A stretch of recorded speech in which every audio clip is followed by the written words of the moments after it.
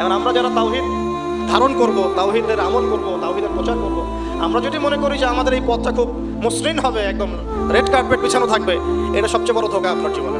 কখনোই এমন হবে না, কখনো এমন হয়েও নাই, কখনো এমন হবেও না। যদি হয় তাহলে বুঝতে হবে যে আপনি হকের পথে নাই। যদি আপনার আমার গায়ে একটা ফুলের টোকাও না পড়ে, বুঝতে হবে যে আসলে আমরা হকের পথে নাই। এটাই সত্য কথা, কেউ বলুক আর না বলুক।